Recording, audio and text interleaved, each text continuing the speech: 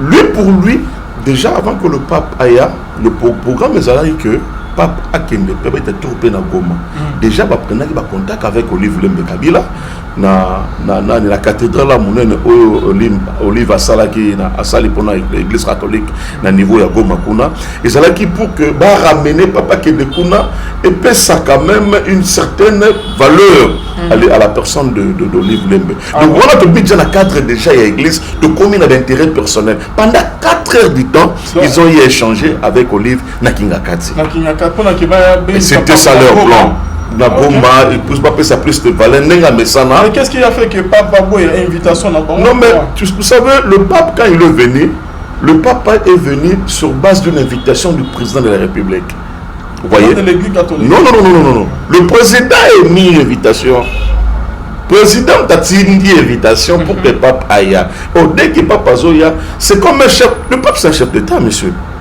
C'est un chef d'État qui est venu visiter un autre État.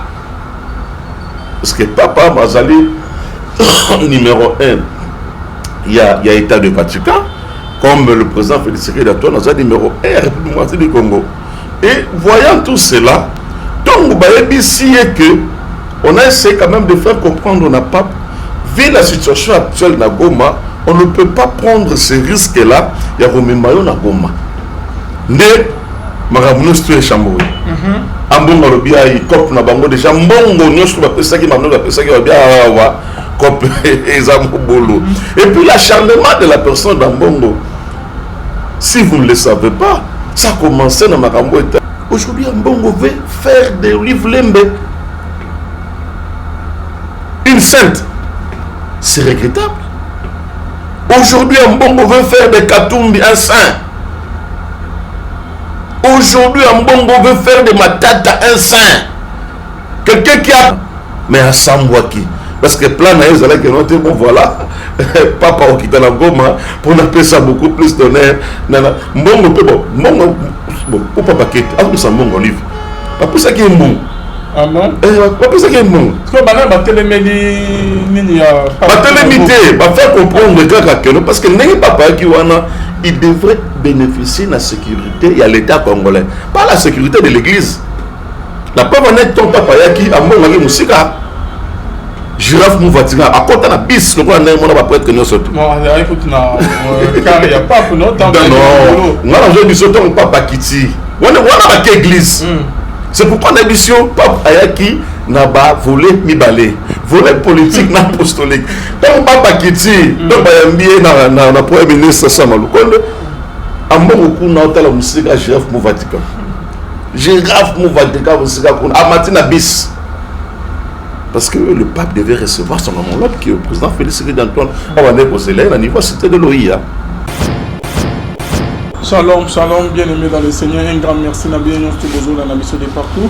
Bonzambe, na bonzambe, lola, ezofuta, simana to ya ko bakenza mavoto kwaye, lisusu wapi na maso azo la biso elongo na pasteur Fezamisi à la bouche autorisée de l'Éternel depuis Zurich, la servante de l'Éternel, maman na biso, maman Dorcas, vangu nzama lola pangolo, maman iskozo la na biso, pe na maman Gisèle, Lukelo motema papa Emmanuel na Boston, Philo Mukoya motema ya Bivens de Homo depuis Londres. Bonzambe na bonzambe lola ezofuta simana onto ya koloba kenzama boto kwaye suswa puis na cadre émission d'absolution que la vérité bien-aimée tozolo bela maye matali mboka tozali na maître Dori Monza OK boye bien très bien mbote mona mboka mbote na yo Alvin Mukoya mbote na balabino surtout ya la voix céleste bandeko no surtout balanda émission na yo na pesi bango mbote na malamu.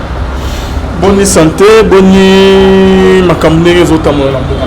Bon, jusque-là, santé Zamalamu, tout est koyamba, mon koya épiscopo ya catholique, donc mon continent catholique, au nom il y a Pape François. Donc là, j'en vais pour féliciter fort consenti, il y a le gouvernement Nabiso, beaucoup plus à la personne du chef de l'État, parce que nous avons tous constaté à Keyezalaki Malamu Mingi. Le pape Azraï qui est bien reçu, donc le dispositif nous Azraï Kitoko, En tout cas, pour des chapeaux, une équipe, il y a organisation, et puis il y a des membres de notre cabinet, il y a cabinet, il y a Mokonzi, et vraiment, c'est Donaki, pour que l'événement, il y a Pape et les camarades Momingi, en tout cas, pour des chapeaux. Alors, Maître Doli Manza, quelle est la vraie raison de la visite des papes ici au Congo? Bon, en fait, le pape est venu visiter la RDC qu'on a voulu Nibalé. Beaucoup plus à Liboso volet politique et Nibalé a volé apostolique. Quoi. Donc, au Italie, il y a l'église catholique. Donc, pour la volet politique, nous savons bien que le Congo est agressé par voisin Abisso Dominique Rwandais. Pour mettre Abisso en difficulté. Et aussi, le Congo est comme la vache lait impérialiste. D'ailleurs, le pape a sa religion en gros. Oyo impérialiste nous surtout comme le Congo pour que Sussara Congo et pour mieux le faire il faut instaurer la division mais aussi la guerre.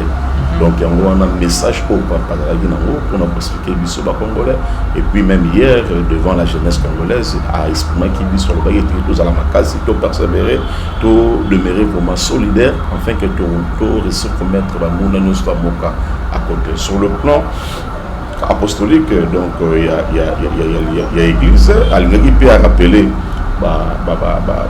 banani bakambi église na biso ya Congo et que ébélé d'entre eux comme qu'on préférait que la Bible à côté que raison personnelle na bango comme qu'on luka la Bible à côté pour na petit kanyaka d'autres comme on a biso surtout les lots à commencer par le représentant na ya Congo. Donc le pape Foma apprenant qui ma décision forte pour nous rappeler que vous n'êtes pas là pour mettre intérêt financier au-delà il y a un message pour vous transmettre à la population. C'est ça un message au pape à rappeler qui bangolobi. Parce que aujourd'hui nous commençons à constater bon nombre de dérives.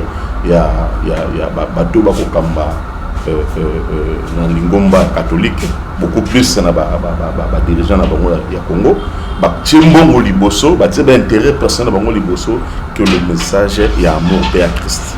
Ok, tomoni papa tu sais awa liboso bureau nao papa zo le kana déjà azo son retour na ezale loin. Oui, il rentre aujourd'hui déjà autour de tout de suite là. Le président a déjà un niveau aéroport, pour Zelaye. Le président est passé avant lui, donc pour nous Zelaye, au PSAE, au revoir. En tout cas, pour exprimer encore notre gratitude à l'égard de Saint-Pierre, parce qu'il nous a quand même fortifié, puis le message naïe.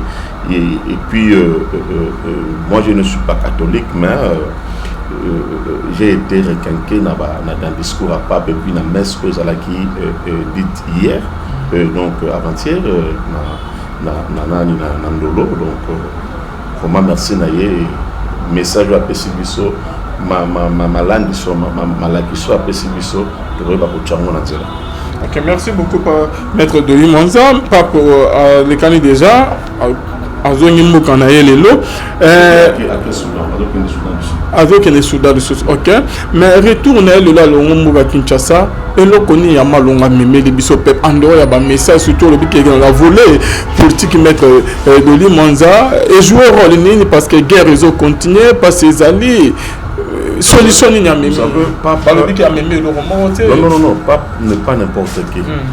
La voix ya pape est contaka dans le monde.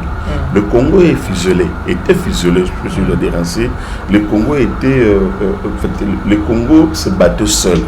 Et on commence à Félix Tshisekedi dans le pouvoir à multiplier ma voyage mengi pour que l'on la biso na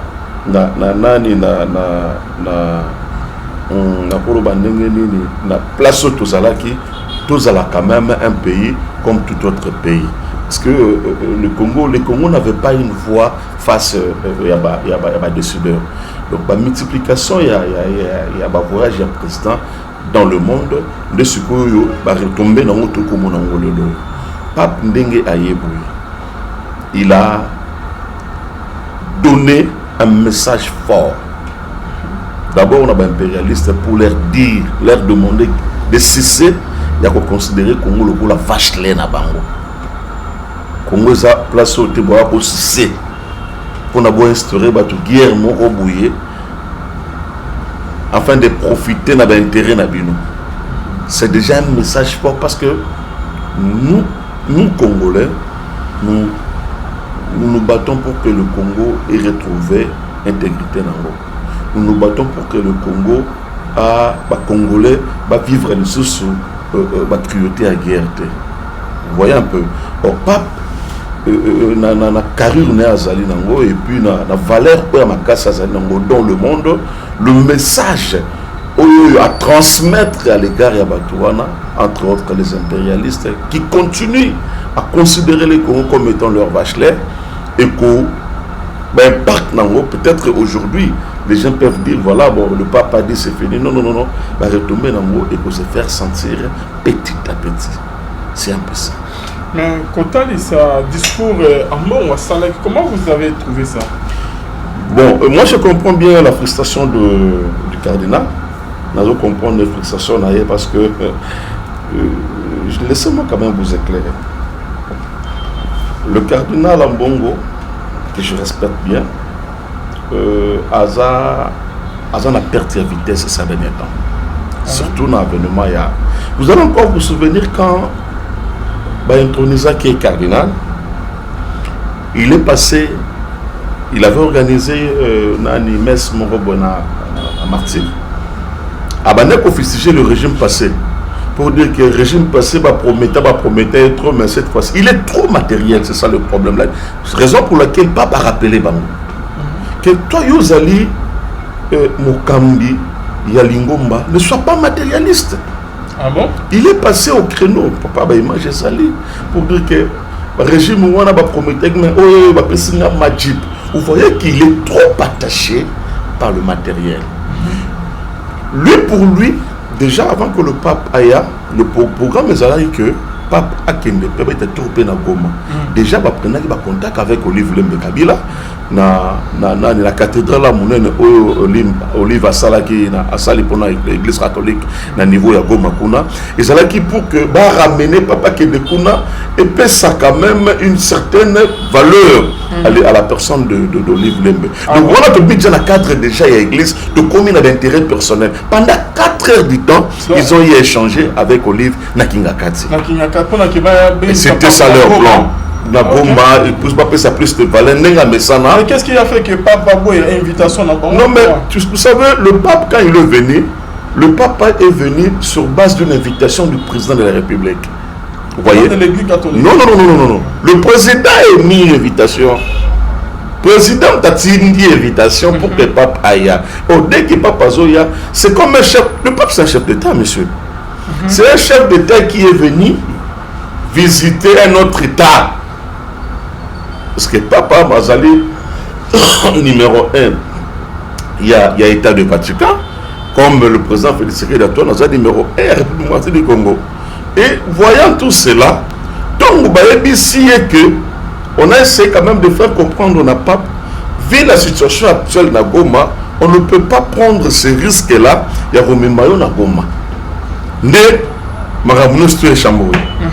Ambongo lobia i cop na bango déjà mbongo nyonso ba pesa ki mano ba pesa ki ba bia wa cop ezamo bolo. Et puis l'acharnement de la personne d'Ambongo, si vous ne le savez pas, ça a commencé dans Makambo Italie gratuité d'enseignement. Tu sais qu'il y a une gratuité d'enseignement quand nos enfants payaient $360. L'archevêque qui a ville de Kinshasa gagnait $100 dans l'élève moko. Vouloir instaurer la gratuité, l'objectivité pour la personne du président Félix Antoine, de avoir gratuité d'enseignement, chose qui ne pouvait pas plaire à la personne d'Ambongo. Parce que Bongo Bongo, c'est ça l'acharnement de la personne d'Ambongo. C'est lui, il dit être Molobeli Aba Congolais. D'ailleurs, il n'a même pas mandat pour dire cela, parce que le Congo c'est un pays laïque. Il doit expliquer aux gens le pourquoi il est à combattre la gratuité. C'est ça la raison. Pourquoi il combat la gratuité? Ce qui est vraiment dans la Bolinga congolais. Mais le peuple souffre, donc il y a un minerval exorbitant. C'est la souffrance.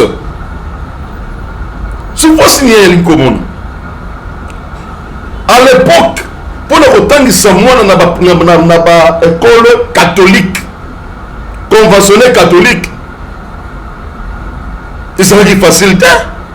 On a beaucoup de consort.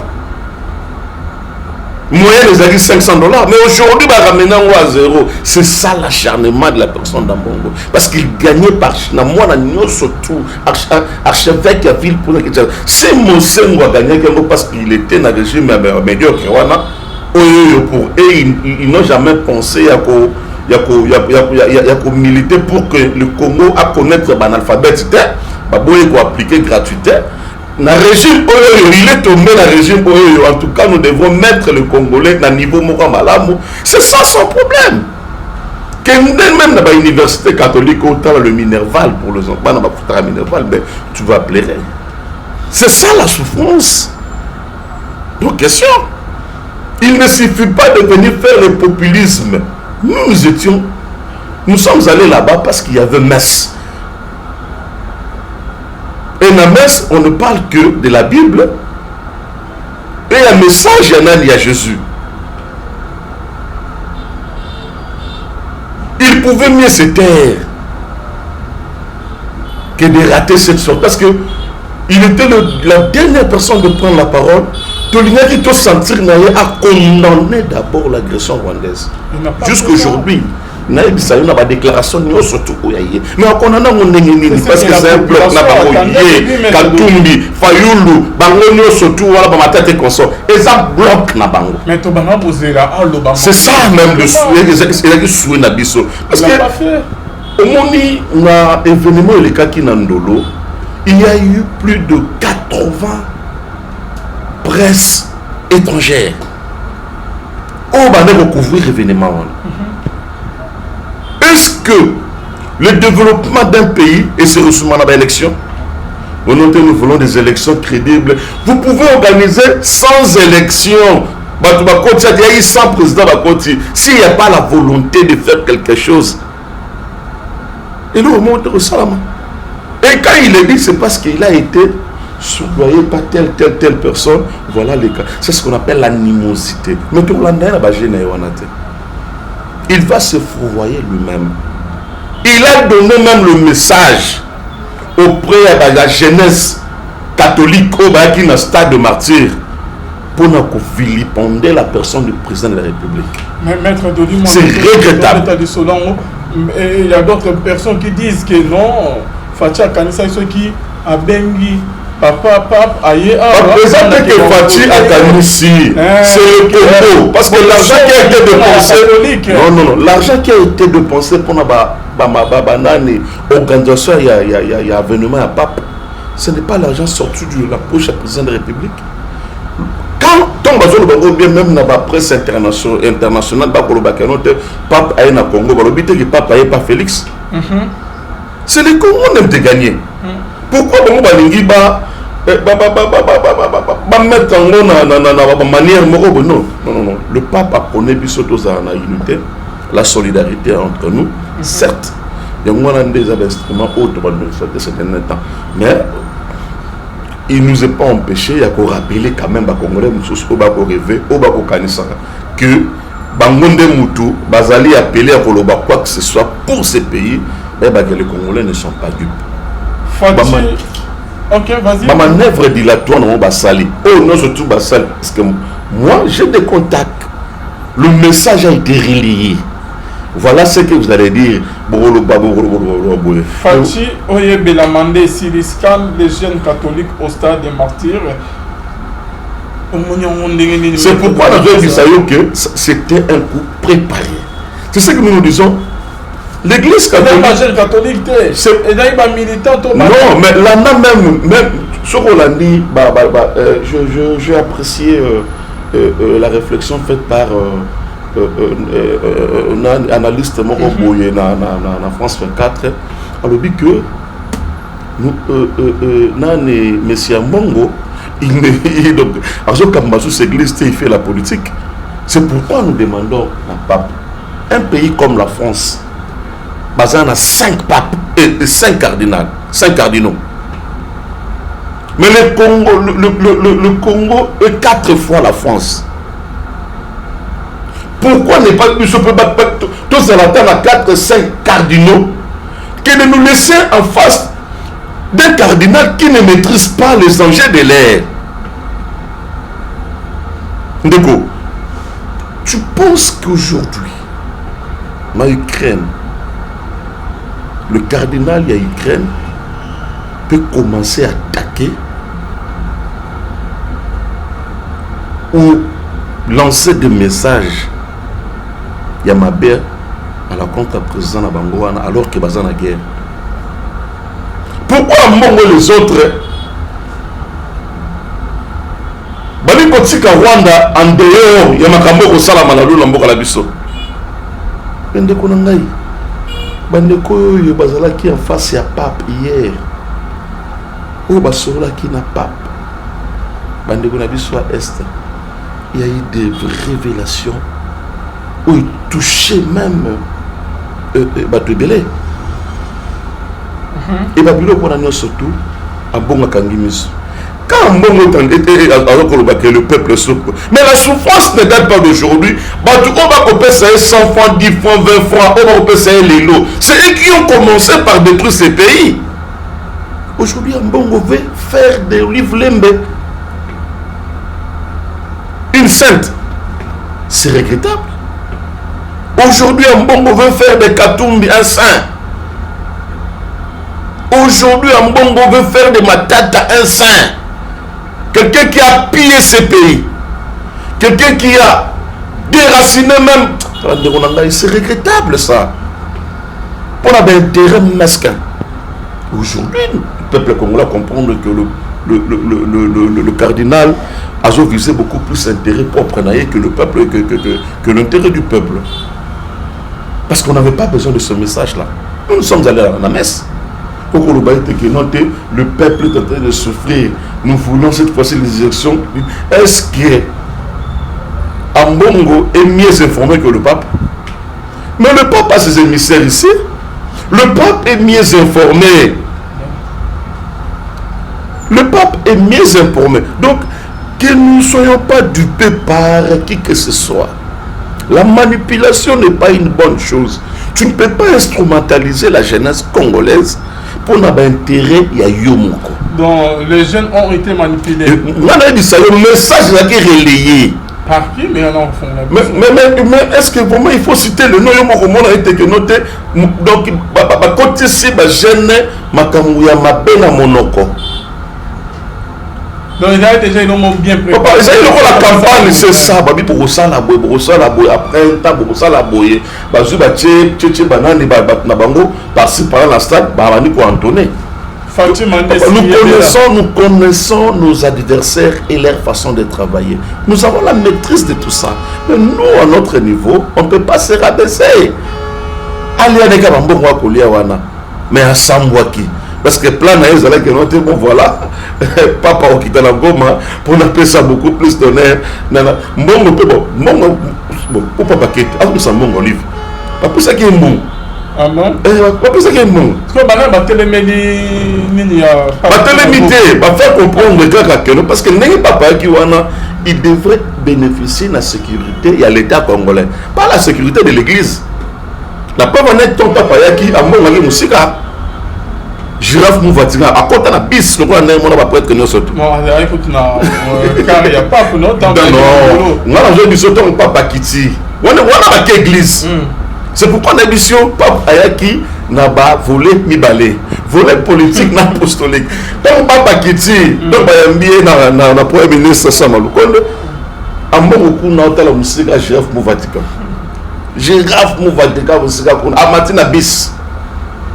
Parce que le pape devait recevoir son homologue qui est le président Félix Tshisekedi-Antoine. On va dire que c'est là, il niveau c'était de l'OIA. Le lendemain, il y avait messe, Tokei, le Sambo. Comme il y a Zali numéro 1. C'est pour dire que le cardinal Ambongo a perdu moko valeur naïe. Vers les années 82, tant Yambaki, pape Jean-Paul II.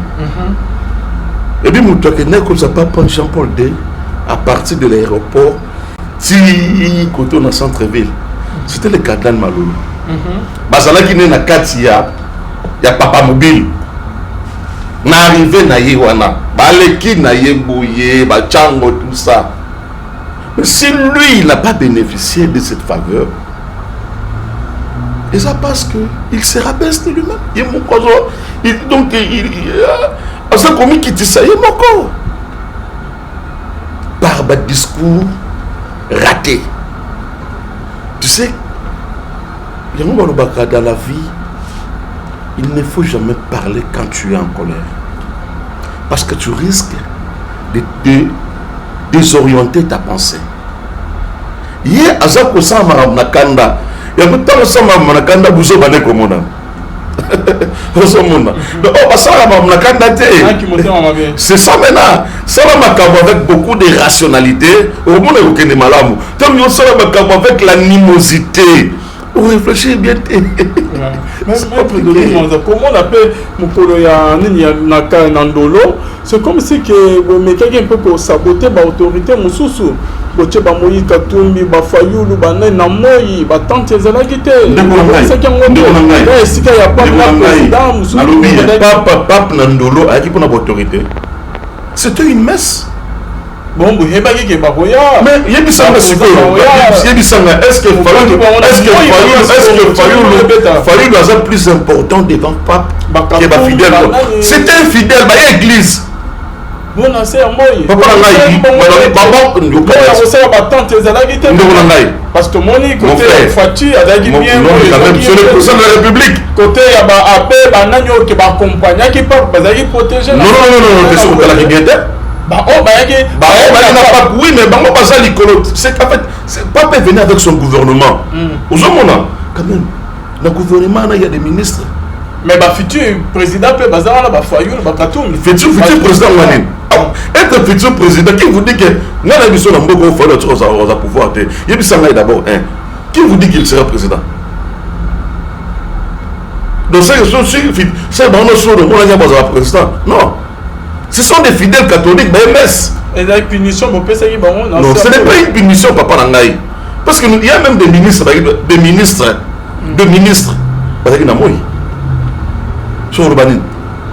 son premier ministre Yemoko, est-ce que Katumbi Fayulu a plus important que le premier ministre?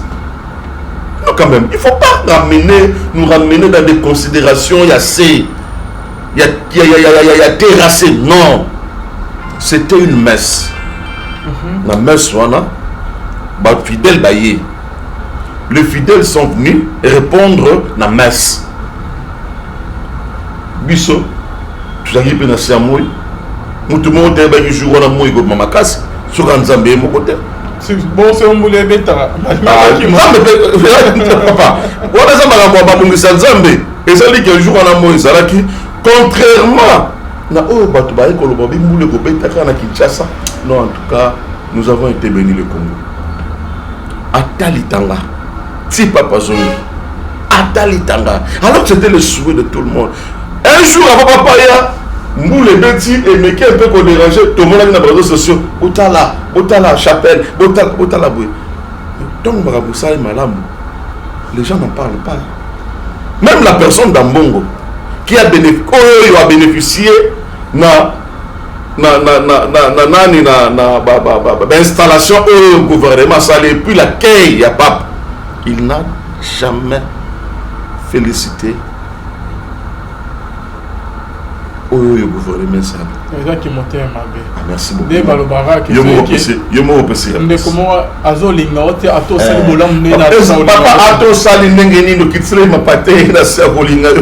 C'est comme ça avec un bongo. C'était l'eau, mais ça l'a passé. Mais il y a Azo Linga pouvoir voter. Pas comme ça, ce type de mission. Attends, on va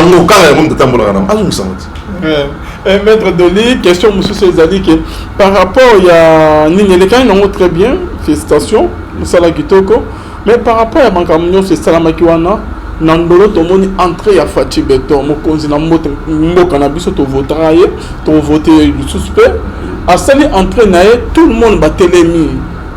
Mais tu remarques, Fayoulou, Katoumi, Oyo. Simple, comment il s'appelle encore ceux qui rappellent au hasard, comment vous avez jugé ça? Ça fait partie de l'éducation. Si ceux qui nous ont mal éduqués, ils vont prendre l'éducation avec Moukolo. Ils vont s'en aller d'abord. Jean-Pierre, ceux qui ça fait partie de l'éducation. Ceux qui nous ont mal éduqués. Et ça, on a déjà été Nama. La Bible, nous devons respecter l'autorité établie.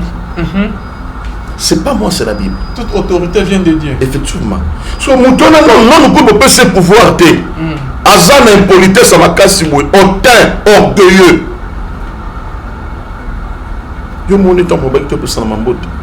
Le président quitté la chapelle, il a coupé sa bande de coups.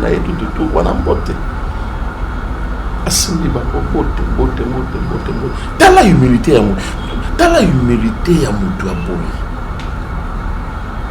vous l'avez suivi jour et après serment. Il a parlé de Fayoulou en bien, mais Fayoulou a déjà parlé en bien de Félix.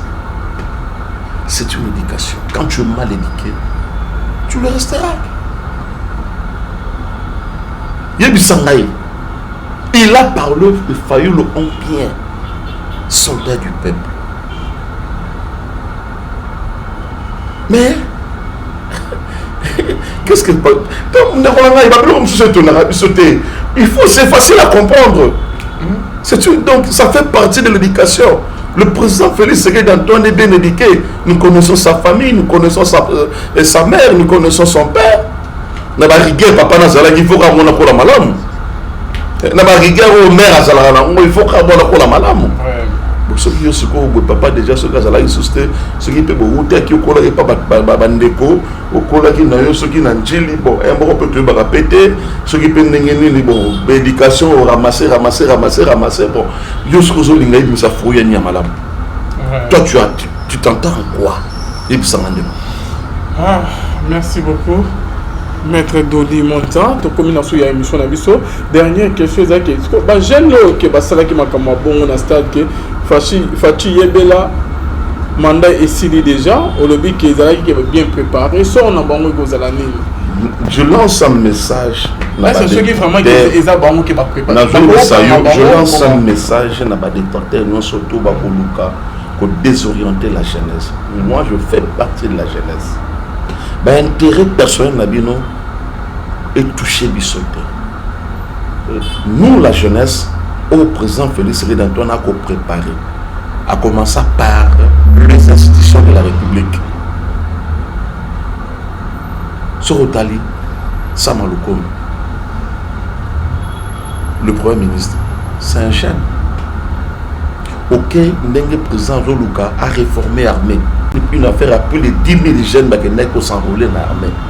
Le président a fait sa jeunesse place na yango. Papa on a mis koloba comme on a wana. Ba messana ko utiliser biso comme étant tous là ba marche pied na bango. Ils vont parler de la jeunesse, ils vont parler de jeunes, mais tant que l'opportunité on a banjui bango moko ba ko le président Félix est là pour transformer la classe politique congolaise. Aujourd'hui, on parlera de Fayoulou en passé. On parlera de Katumbi en passé. Des Matata et consorts. Ça sera maintenant nous tous à la place. Ils ont géré ce pays. Il y a eu des malversations pour imaginer la gestion de la banque. Qui est ce Congolais? On peut savoir sous chance. Zéro. C'est ça le problème. Ils doivent cesser à manipuler la jeunesse. Ils doivent cesser à désorienter Bisso. Jeunes, place aux alliés. Comprendre que Batouana va se servir à Bisso. Qui ne voit pas ce que le président Félix est en train de faire? À moins que tu sois aveugle. À moins moins que vous allez amnésique. Le président est en train de militer jusqu'à sacrifice na Yaya Moko pour que le Congo ait retrouvé en plein nom de Zakiaka. Pour que le Congo ait son embargo et armement. Vous voyez dit comment est-ce que le président Félix a peiné? Il a milité seul. Non, quand même. Non, quand même. Mais je ne demandais rien à Bande Konanga. C'est ça qui est emporté par cette manipulation. C'est na yango. Le Congo, c'est notre patrimoine. Le Congo, c'est un cadeau précieux. Oh, Bakoko Batsila. Si on a comparé Congo, on n'a pas marqué à voiture. Congo, c'est une limousine cabriolet. Il y a valeur inestimable. Nous sommes appelés à protéger ce pays. Mais pour mieux faire, Fotolinga, le président Félix Tshisekedi-Antoine, parce qu'il a les visions, il a les idées pour nous refaire avancer beaucoup. Merci beaucoup, Maître Dolimon. C'est la fin de notre émission. Merci Naba Onions Toubalanda Biso, papa. Votre numéro de contact Naba Onions Toubalanda pour ça procès. Tout le monde, plus 243 89 64 32 073, plus 243 89 64 32 073, numéro c'est aussi un numéro WhatsApp. Cabinet Nangaï, les alliés dans Sengue, numéro 31, donc sur Boulevard Sengue. Donc voilà. Merci beaucoup. Merci à John Kamande.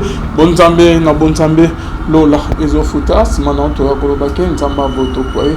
Nous se sommes concentrés à la prochaine baille. La humilité à Moutouaboui. Vous l'avez suivi jour et après serment naïe. Il a parlé de Fayoul en bien. Mais Fayoul a déjà parlé en bien de Félix. C'est une éducation. Quand tu es mal éduqué, tu le resteras. Il a parlé de Fayoul en bien, soldat du peuple.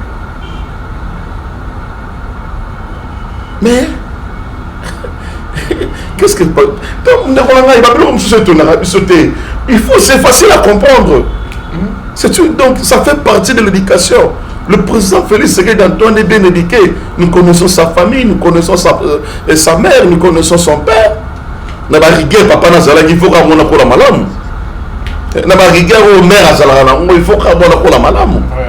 Ceux qui ont papa déjà ce gars là, ils suscitent ceux qui peuvent router qui ont collé pas bandeko, au collé qui n'a eu ceux qui n'ont dit bon, un bon peu de répéter, ceux qui peuvent n'engager bon, éducation ramasser bon, jusqu'aux autres ils n'ont ça fouiller ni à malam. Toi tu t'entends en quoi? Il s'en rend. Ah, merci beaucoup. Maître Dodi Monta, tu communes sur la émission Nabiso. Dernière question, c'est que j'aime que Basala qui m'a comme bon on a stade que Fachi Yebela mandat est signé déjà. Au lobby qui est bien préparé. Soit on a bon je lance un message. C'est ceux qui vraiment qui va préparer. Je lance un message n'a pas détenté non surtout Bakoluka pour désorienter la jeunesse. Moi je fais partie de la jeunesse. Intérêt personnel Nabino est touché bisoté.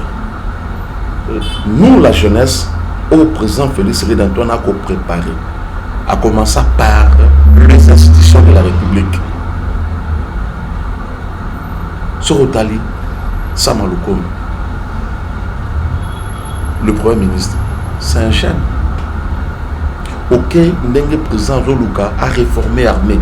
Une affaire appelée 10 000 jeunes qui s'enrôler dans l'armée.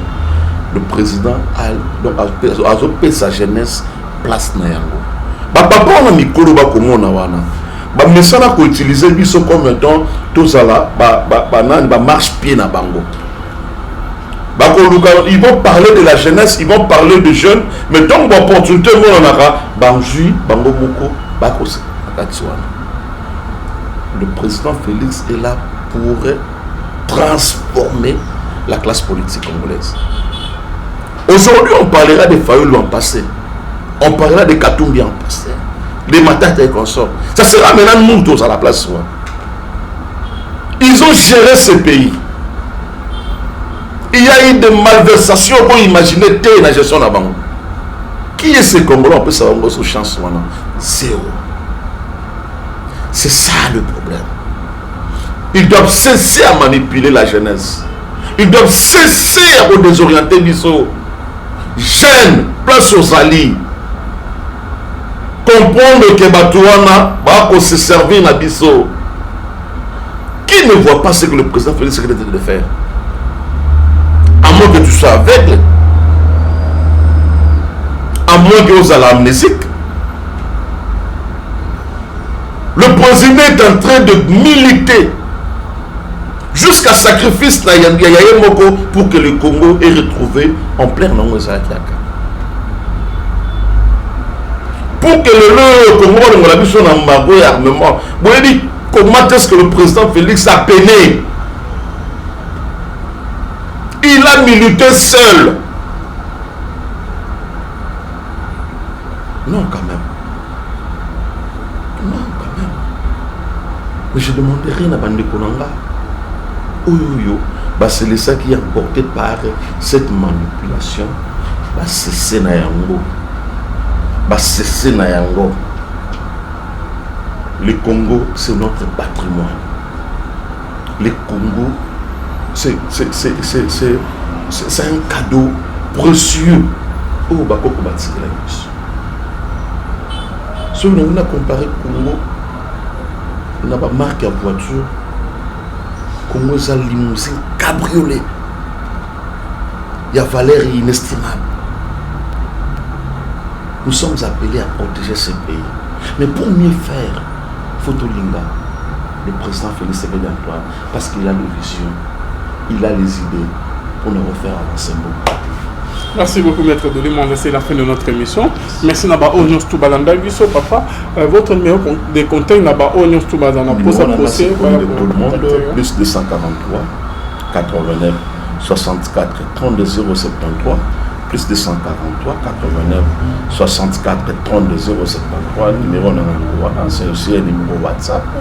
Cabinet Nangaï, les alliés dans Sengue, numéro 31, donc sur boulevard Sengue. Donc voilà. Merci beaucoup. Merci à John Kamande. Bonzambe, na Bonzambe, Lola, Ezofuta, Simon Antoine Kolobake, Nzamba Boto, nous se soit concentrés à la prochaine baille.